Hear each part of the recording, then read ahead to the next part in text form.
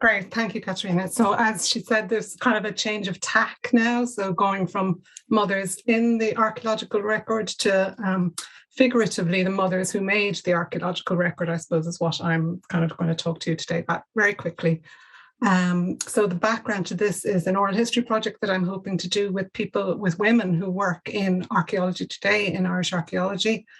And so I decided I better find out about the women who came before us and the women who kind of helped to create the record that we study now.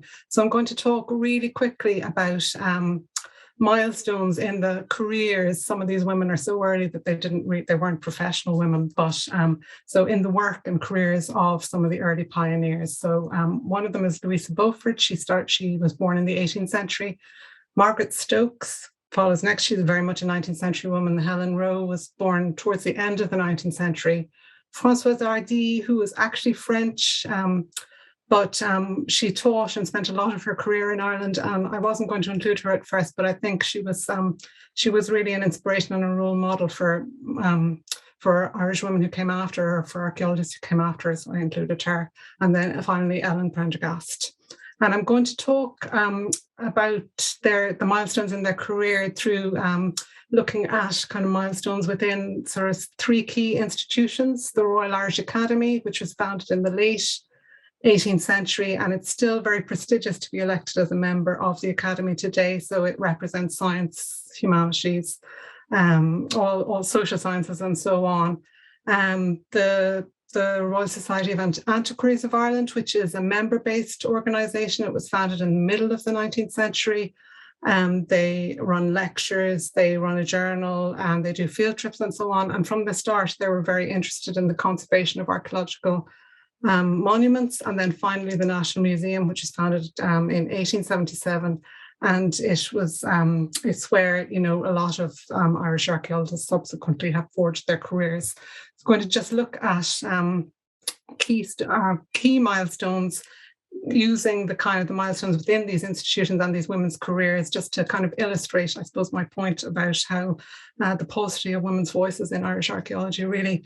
So the first milestone that I'd like to talk about is 1827. It's when Louisa Beaufort, she became the first woman to give a lecture at the Royal Irish Academy. Now, the Royal Irish Academy had been in operation for about 40 years at this point, and she lectured on Irish antiquities.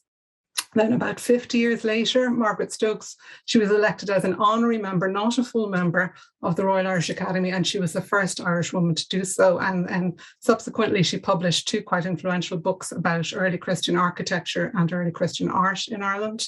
And then another 50 years passed before Ellen Prendergast, she joins the staff of the National Museum of Ireland, and she becomes the first professional woman or female archaeologist in Ireland, the first one who works at archaeology as a job. And then quite shortly after that, Françoise Hardy is elected as a full Royal Irish Academy member, and she's one of what's known now as one of the first four. So there were four women became members of the Royal Irish Academy at the same time in 1949. And then finally in 1965, Helen Roe is elected president of the Royal Society of Antiquaries of Ireland. So we see a woman taking on a leadership role within Irish archaeology.